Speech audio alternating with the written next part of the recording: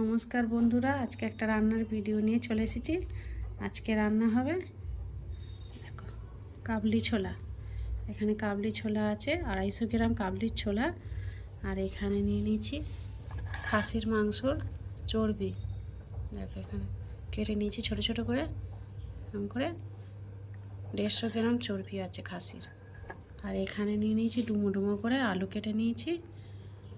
আর এখানে 4টে কাঁচা লঙ্কা, ধনে পাতা, 3টে বড় সাইজের পেঁয়াজ, আর এখানে 2টো মিডিয়াম সাইজের টমাটার। রান্নাটা শুরু করি।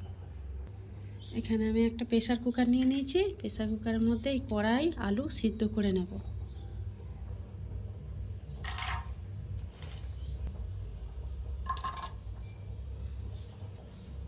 প্রেসার কুকারের মধ্যে দিয়ে দিয়েছি এগুলো।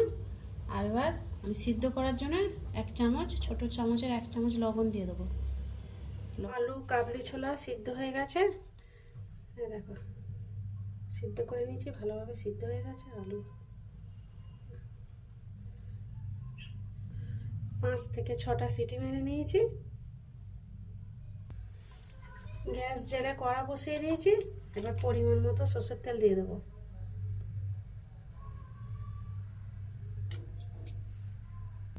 তেল গরম হয়ে গেছে। এবার ফোড়নে দিয়ে দেবো গোটা জিরে, আর দিয়ে দেবো 2টো তেজপাতা। ফোড়নটা ভালোভাবে ভাজা হয়ে গেছে। এবার দিয়ে দেবো পেঁয়াজ কুচি। পেঁয়াজ কুচিগুলো দিয়ে দিয়েছি, আর নেড়ে নেব।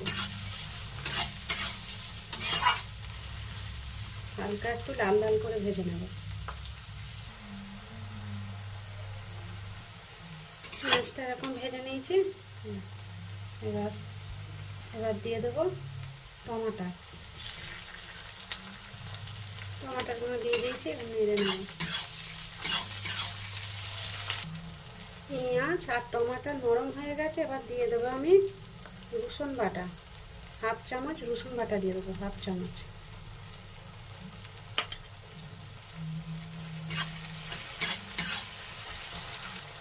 এবার দিয়ে দেবো আমি 1 চামচ আদা বাটা, আদা জিরে 1 চামচ বাটা। 1/2 চামচ রসুন বাটা দিয়েছি, আর 1 চামচ আদা জিরে বাটা দিয়েছি।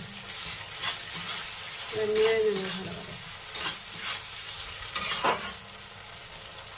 এবার দিয়ে দেবো মশলা। এখানে 1.5 চামচ ধনে গুঁড়ো আছে, আর 1 চামচ লঙ্কার গুঁড়ো, লাল লঙ্কার গুঁড়ো, আর 1/2 চামচ হলুদ গুঁড়ো। ঝাল তোমরা যেরকম খাবে কম বেশি করে।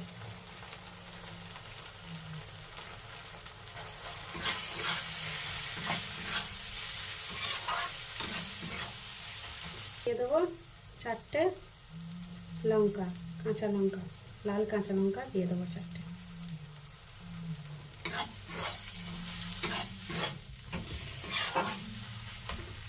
আর 1/2 চামচ লবণ দিয়ে দেবো। আমি কড়াইয়ের মধ্যে তো লবণ দিয়েছি, সেটা বুঝে সুঝে দিতে হবে। কড়াইয়ের মধ্যে লবণ দেওয়া ছিল, সেই জন্য আমি 1/2 চামচ লবণ দিয়েছি। এবার দিয়ে দেবো খাসির মাংস চর্বিগুলো দিয়ে দেবো।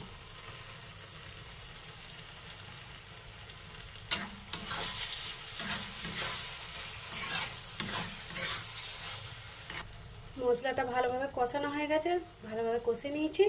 এবার দিয়ে দেবো সিদ্ধ করা কাবলি ছোলা আর আলু।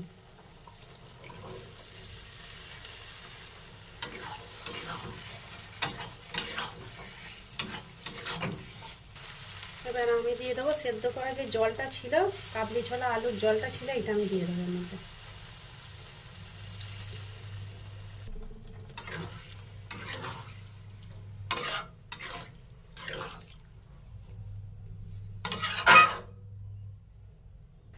জল দিয়ে দিয়েছি। এবার আমি একটু ঢেকে দেব। কাবলি ছোলার ঘুগনি হয়ে গেছে। এবার সবশেষে দিয়ে দেবো ধনে পাতা কুচি, আর দিয়ে দেবো 1/2 চামচ গরম মশলার গুঁড়ো।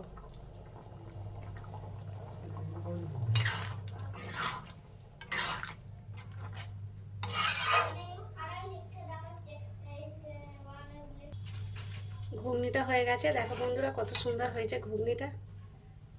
এরকমভাবে বানিয়েছি। এটা আলুতে ঘন ঘন হয়ে যাবে, এক্ষুনি গরম তো ঘন ঘন হয়ে যাবে। ভিডিওটা ভালো লাগলে লাইক করে দেবে, আর নতুন বন্ধু হয়ে থাকলে সাবস্ক্রাইব করে দেবে। এখানেই শেষ করছি ভিডিওটা।